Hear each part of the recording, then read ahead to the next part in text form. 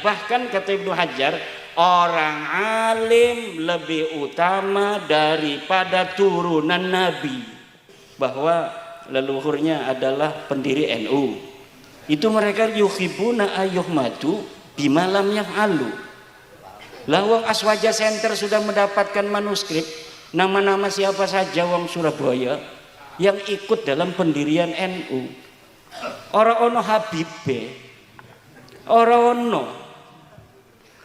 Lah kok tiba-tiba 2023 kok ono Habibe. Ini adalah yuhibbuna ayyuhmadu bimalam yaf'alu. Mereka suka untuk dipuji tentang apa yang mereka tidak lakukan. Kalimat yang sama seperti Mbah Hasim, bahwa orang yang mengaku mi'raj ke langit itu qadiyat, ya. Qadiyat mengatakan hal yang sama dengan Mbah Hasim, bahwa orang yang mengaku dirinya itu mi'raj ke langit itu kufur. Apalagi sampai 70, kufurnya 70 kali.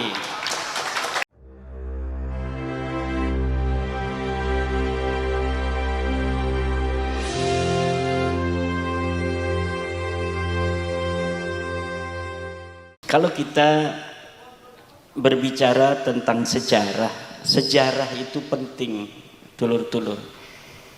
Sejarah adalah komunikasi tiada henti antara masa lalu dan masa kini untuk dicari format strategis menata masa depan yang lebih baik dari hari ini dan masa lalu. Apabila format sejarah di masa lalu itu melenceng, kemudian realitas hari ini betul-betul tidak sesuai dengan muqaddimah sejarah yang ditulis pada masa lalu, maka ini Indonesia, wong Jawa akan ngacak menatap dan mengukir masa depan untuk dia dan anak cucunya. Tadi yang disebutkan oleh Dr. David ini luar biasa. Perubahan upaya merubah sejarah bangsa Nusantara. Ini bukanlah sebuah cita-cita, tetapi sudah mereka laksanakan. Sebenarnya Al-Quran, kalau kita merujuk pada Al-Quran dan kita betul-betul bukan hanya menghafal dan membaca Al-Quran, tetapi juga kita betul-betul memahami bagaimana diksi-diksi Al-Quran telah memberikan peringatan kepada kita bahwa di masa lalu ada sekelompok orang itu yang sukanya merubah sejarah. Yugayyirunal kalima an mawadhi'ihi, merubah-rubah proposisi dari yang sesuai apa seharusnya. Untuk apa? Untuk kepentingan. Bahkan Al-Quran telah memberikan sebuah ancaman untuk orang-orang yang merubah sejarah. La tahsabannahum, la tahsabanna alladhina yafrahuna bima atau wa yuhibbuna ayyuhmadu bima lam yaf'alu fala tahsabannahum bimafazatin minal azab. La tahsabanna alladhina yafrahuna bima atau, jangan engkau kira temenan pakai nun sakilah itu, nun taukid, fala tahsabanna alladhina, orang-orang yafrahuna yang berbahagia bima atau dengan apa yang telah mereka lakukan, merubah-rubah sejarah demi kepentingan mereka hari ini. Wa yuhibbuna ayyuhmadu bima lam yaf'alu, dan mereka suka, ingin mendapat pujian dari apa yang tidak mereka lakukan di masa lalu. Jadi yuhibbuna ayyuhmadu bima lam yaf'alu, mereka suka untuk mendapat pujian, klan mereka itu bima lam yaf'alu, tentang apa yang tidak mereka kerjakan. Bahwa leluhurnya adalah pendiri NU, itu mereka yuhibbuna ayyuhmadu bima lam yaf'alu. Lah wong Aswaja Center sudah mendapatkan manuskrip Nama-nama siapa saja wong Surabaya yang ikut dalam pendirian NU. Ora ono Habibe, ora ono. Lah kok tiba-tiba 2023 kok ono Habibe. Ini adalah yuhibbuna ayyuhmadu bimalam yaf'alu. Mereka suka untuk dipuji tentang apa yang mereka tidak lakukan. Khurafat itu ndak ada itu. Bahkan kata Hadratus Syekh Hasyim Asy'ari, manidda'a annahu urija ila samai kafara. Lihat dalam kitab Risalah Ahlussunnah wal Jamaah, manidda'a annahu urija ila samai kafara. Siapa orang yang mengaku bahwa dirinya mi'raj ke langit, kufur. Juga kalimat yang sama telah diberikan oleh Fudail bin Iyad kalau tidak salah. Kalimat yang sama seperti Mbah Hasyim bahwa orang yang mengaku mi'raj ke langit itu Qadhi Iyad ya.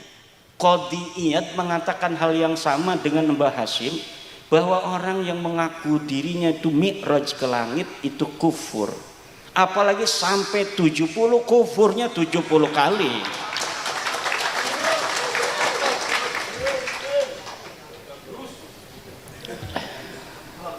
Dengan adanya diskursus nasab ini bukan hanya menyentuh terhadap hal-hal yang berkaitan secara poin terhadap nasab, tetapi juga terhadap hal-hal yang menyertainya yang selama ini luput dari pantauan, bahkan pantauan seorang filolog Gunung Kawi seperti Dr. Fatur Rahman. Ini kita menunggu para filolog, para sejarawan asli. Kalau saya ini sejarawan pondok, sejarawan Jurmiyah, sejarawan Fathul Qorib. Tapi apapun itu, kita dengan membaca dan kemudian kita mempunyai kecenderungan untuk menyayangi sebuah ilmu pengetahuan, itu kita akan bisa memahaminya. Buktinya ini masyarakat yang ada yang kalau saya isi sampai S2, ada masyarakat yang tidak sekolah sampai lulus SD juga udah paham bahwa Kabib dudu putune Nabi ku sampun paham. Ada yang tidak pakai kajian ilmiah, ada yang nggak pakai kitab nasab, cukup dengan hati gitu. Masya Allah. Ada yang lagi dengan akhlak alladzi yadharu minhum, sudah bisa memutuskan. Ada yang kata bapak saya, kata Mbah Mufid itu di Klaten, saya ndak ngikuti katanya Tuan Guru Imad, saya apa kata bapak saya. Yahudi katanya. Lah yughayyirunal kalima an mawadi, ini ciri-ciri Yahudi. Coba ciri-ciri Yahudi di dalam Al-Qur'an juga. Yalwuna alsinatahum bil kitab litahsabuhu minal kitab wa ma huwa minal kitab. Mereka merubah-rubah Alkitab litahsabuhu minal kitab, agar kalian menyangka itu bagian dari kitab. Wa ma huwa minal kitab, padahal tidak ada di kitabnya. Ini yang saya temukan dalam diskursus nasab Ba'lawi ini. Banyak dalil-dalil mereka itu kemudian kita verifikasi di dalam kitabnya, ternyata di kitabnya nggak ada. Temennya Dr. David, Syekh Romli Al-Idrus di Aswaja Center Jawa Timur itu pernah berdalil dengan kitab Ba'lawi bahwa yang namanya seorang turunan Nabi lebih utama daripada orang alim 70 kali. Itu ada di dalam kitab Ba'lawi, dan di dalam kitabnya itu mengatakan, namanya Zain bin Smith, bahwa itu adalah ucapan dari Imam Ibnu Hajar Al-Haytami di dalam kitab Fatawinya. Kemudian saya cross check, ahwa minal kitab. Apakah dia ada dalam kitab? Ketika saya lihat di dalam kitab Ibnu Hajar, 180% atau 180 derajat apa yang dikatakan itu berbeda. Bahkan kata Ibnu Hajar, orang alim lebih utama daripada turunan Nabi. Lah ini adalah taghyir litahsabuhu minal kitab wa ma huwa minal kitab, agar kalian mengira itu ada di dalam kitab tapi ternyata sebenarnya tidak ada dalam kitab. Silahkan bisa di cross check ini yang para kiai-kiai semua di sini. Coba nanti lihat dalam kitab Fatawi bagaimana Ibnu Hajar Al-Haytami berpendapat tentang bagaimana keutamaan, siapa yang lebih utama antara orang syarif yang bodoh dengan seorang alim. Itu ucapan Ibnu Hajar itu sangat sejalan dengan apa yang dikatakan oleh Syekh Nawawi At-Tanara Al-Bantani, bahwa orang alim walaupun bukan keturunan Nabi tapi dia yafuqu sittina darajah, lebih tinggi 60 derajat mimma yantasibu ila Rasulillah sallallahu alaihi wasallam, daripada orang yang bernasab kepada Nabi. Yang bodoh nasabnya ke Nabi, tapi bodoh ini orang alim turunan tukang kolektor sawah. Ini kata Syekh Nawawi, lebih mulia orang alim tukang kolektor daripada orang bodoh keturunan baginda Nabi besar Muhammad sallallahu alaihi wasallam. Inilah ajaran Islam. Ini ajaran Islam yang benar. Bukan ajaran Islam yang terkait dengan darah. Islam agama darah tidak ada. Islam agama ilmu, Islam agama takwa. Kemuliaan di mata Islam bukan dilihat dari siapa dia keturunannya, apakah seperti Raden Mas Abdullah keturunan Pakubuwono Amangkurat Jawi, atau dia hanya keturunan tukang kolektornya atau tukang kudanya Amangkurat. Tetapi dalam Islam, jika hari ini dia pintar, dia punya partai, dia didukung, maka dialah yang jadi Presiden Republik Indonesia. Betul? Yang penting punya partai. Nih turunan Sunan Gunung Jati, Maduddin Usman nggak punya partai, ya nggak jadi apa-apa. RT aja kagak saya. Kenapa? Nggak punya partai. Tapi di dalam agama Islam kata Allah, inna akramakum indallahi atqakum. Yang paling mulia di antara kalian adalah orang yang paling bertakwa. Ini ajaran Islam. Bukan ulama. Ulama itu pengawalnya para habaib. Ilmu di mana eta? Ilmu sing endi? Ilmune sing endi? Kitabe apa? Halaman piro? Manuskrip apa? Bahwa yang namanya ulama pengawal para habaib itu dari mana? Tidak ada dalam ajaran Islam. Siapa orang yang dia berilmu, dia tinggi derajatnya. Al-Quran yang mengatakan, yarfa'illahu alladhina amanu minkum walladzina utul ilma darajat. Kenapa lafadznya utu? Bukan lafadznya adalah orang berilmu di dalam yarfa itu, karena agar orang berilmu tidak sombong. Kadang-kadang Al-Quran mengatakan ulul ilmi qaimam bil qisti. Itu bukan dalam derajat, tetapi dalam tanggung jawab. Syahidallahu annahu la ilaha illa huwa wal malaikatu wa ulul ilmi. Orang yang punya ilmu, bukan tentang derajat, tapi tentang tanggung jawab. Syahidallahu annahu la ilaha illallah. Tetapi ketika Allah mengatakan tentang derajat seorang berilmu, Allah menggunakan siaknya utu, agar hei walaupun kamu tinggi, ingat kamu hanya dikasih ilmu, bukan kamu mempunyai ilmu. Walaupun engkau bekerja keras mendapatkan ilmu, kalau aku tidak kasih maka engkau tidak akan mendapatkannya. Understand? Siapa kita? Siapa kita? Siapa kita? Nusantara. Nusantara. Nusantara. Nusantara milik kita, Nusantara milik kita. Sejarah Nusantara diambil menang baik. NU Jam'iyatuna, NU Jam'iyatuna, NU Jam'iyatuna. Sejarah NU dirampas husnudon.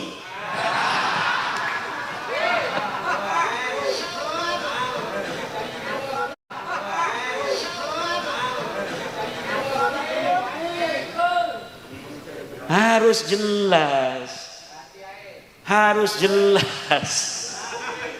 Kalau kita cinta Nusantara, jaga Nusantara ini, betul? Kalau kita cinta NU, jaga sejarah NU, betul?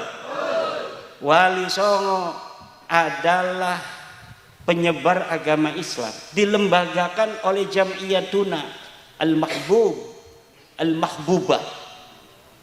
Siapa itu Wali Songo?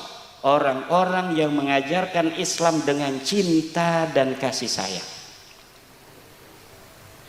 Kenapa kita mengenal adanya langgam Jawa Al-Quran? Karena Wali Songo mengajarkan itu. Di kampung saya masih ada, udah baru meninggal setahun atau 2 tahun yang lalu, imam yang pasti pakai langgam Jawa. Bismillahirrahmanirrahim. Alhamdulillahi Rabbil Alamin, Ar-Rahmanir Rahim. Tapi dia enak, saya nggak enak. Enak nggak? Bohong, ini pemalsu sejarah ini. Yughayyirunal kalima an mawadihi. Nggak enak dibilang enak aja karena ewo pakai ewo. Banyak orang yang hari ini kayak bapak-bapak ini ewo pakai ewo, udah nyata-nyata turunan palsu ewo pakai ewo, husnudon aja. Kenapa? Nggak enak, kan kita orang Jawa ya. Orang Jawa itu memang banyak nggak enaknya sama orang. Ada tamu lama kita mau ngapa-ngapain susah, tapi orang Jawa itu akhlaknya kayak Rasulullah.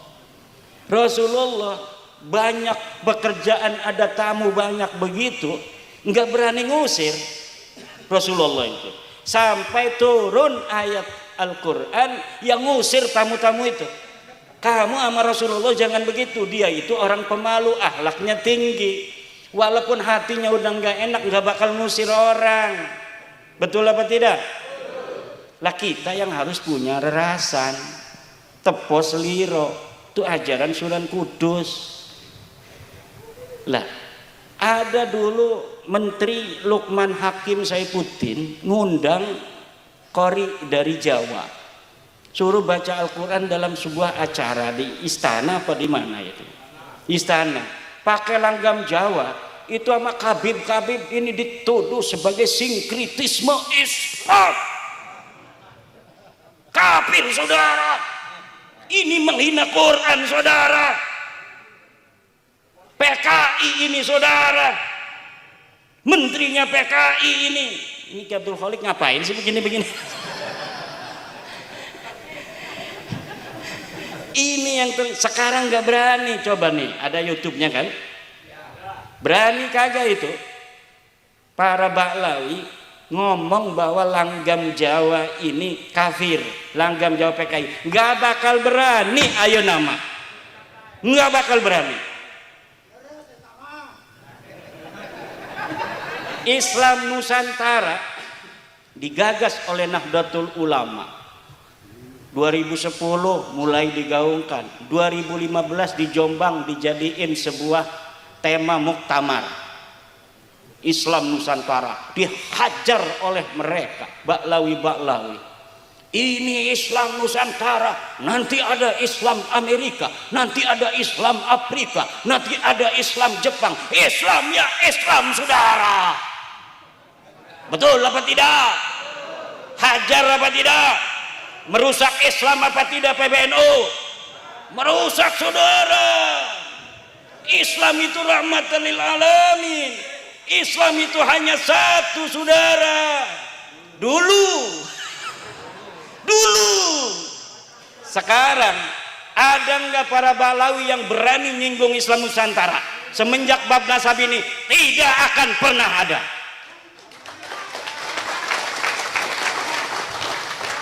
Tidak akan ada dari mereka yang berani nyentil Nahdlatul Ulama. Gak bakal ada, saudara. Kita di Banjar, Pramuktamar apa itu, Kombes, Bahsul Masail, bahwa karena negara kita ini negara yang heterogen, dan kita ini sudah mempunyai sebuah al-ahdu, perjanjian, yaitu undang-undang dasar, maka orang-orang non-muslim kita tidak sebut kafir, kita sebutnya non-muslim. Hajar lagi sama Balawi-Balawi itu, saudara. Dia sama mereka PBNU ini sudah kemasukan liberal, saudara, sudah kemasukan PKI. Coba Al-Quran mengatakan ya ayyuhal kafirun, mereka mau rubah ya ayyuhal non muslim. Mereka dulu begitu, dulu sekali. Sekarang gak bakal berani ya Abdul Khalid. Datang dicium tangannya, kiai juga dibulak-balik. Dulu kita 2021 kemarin membuat sebuah tema fikih peradaban. Ini baru kemarin loh, dihajar lagi ketum. Ini fikih peradaban ini apa maksudnya, saudara? Apa maksudnya, saudara? Fikih itu memang beradab, saudara. Dia nggak tahu apa makna fikih peradaban, udah komentar. Kan peradaban disangkain adab dia. Beradab dengan berperadaban itu berbeda, saudara. Tapi tetap mereka itu inginnya adalah NU ini tidak boleh sepi dari cacian dan kritikan mereka. Seakan-akan mereka itu lebih hebat dari ulama Nahdlatul Ulama. Jangan betul-betul aja. Sekarang saya lihat nggak ada mereka. Apa saja yang dikerjain Nahdlatul Ulama sekarang? Nahdlatul Ulama lagi mengadakan acara humanitarianisme Islam, humanitarian Islam, kemanusiaan Islam, nilai-nilai Islam dalam kemanusiaan. Nggak berani.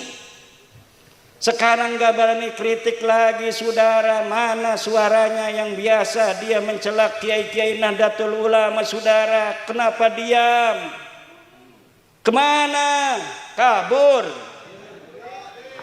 Kabur lagi. Al-kaburi, saudara. Nah ini yang terjadi, bapak-bapak. Lah kita sudah tahu bahwa alsinah lisan-lisan mereka pada kiai-kiai kita itu begitu. Wa ma tukhfi suduruhum akbar. Apa yang ada di dada mereka lebih besar lagi dari apa yang telah mereka katakan melalui kata-kata. Apa tuh sebelum wa ma tukhfi suduruhum akbar tuh? Apa yang disembunyikan di dada mereka akbar kepada Nahdlatul Ulama. Walakin katsirum minan nasi la ya'lamun. Tapi banyak yang tidak tahu atau pura-pura tidak tahu.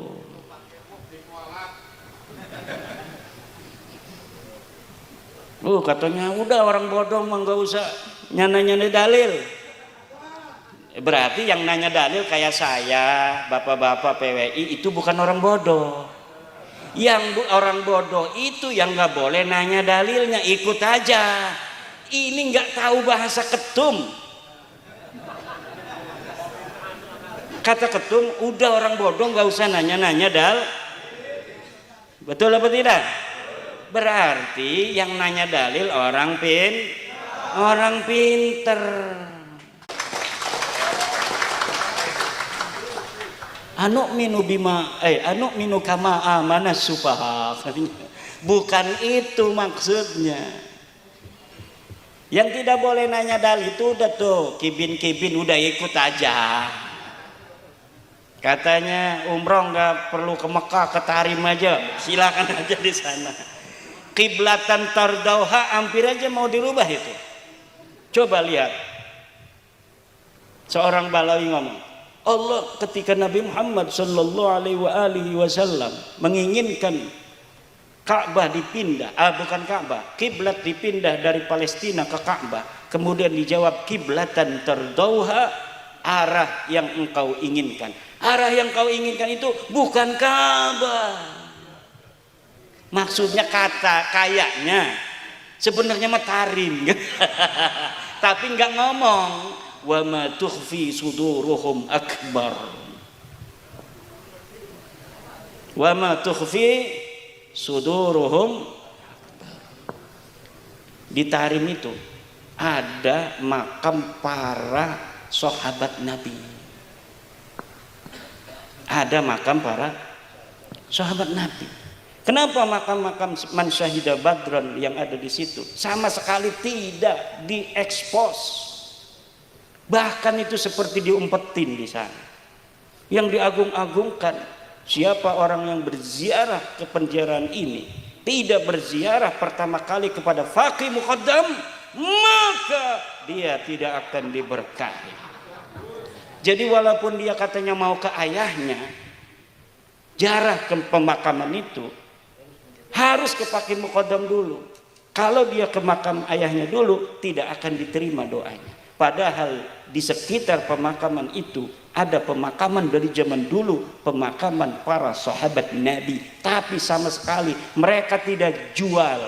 Yang dijual adalah hanya keluarga mereka sendiri. Iya, sahabat Nabi aja digituin. Coba di abad ke-5, abad ke-6, abad ke-7 Hijriah, di mana ketika itu Ali Khalifah Sam ada, di mana ketika Muhammad Shahib Mirbat ada, di mana ketika Faqih Muqaddam ada pada abad ke-7, itu di sana itu ulama banyak sekali yang ditulis dalam kitab Tabaqat Fuqaha Il-Yaman. Terverifikasi ada orang 2 syahid di Tarim. Kemudian diverifikasi yang ulama-ulama besar di sana. Tapi tidak ada satupun keluarga Ba'lawi yang tahunnya sama dengan tahun yang ada di dalam kitab-kitab itu yang ditulis oleh para sejarawan.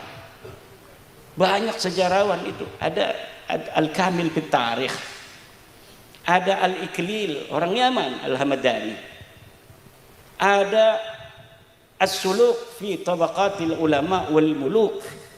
Banyak nama ulama di Tarim yang disebutkan, tapi teu aya ora ono siji-siji aja keluarga Balawi itu yang dicatat. Bagaimana itu? Kenapa tidak dicatat? Apakah mereka itu ngumpet, mungkin punya ilmu halibunan? Bukan. Karena memang mereka tidak ada di sana ketika itu.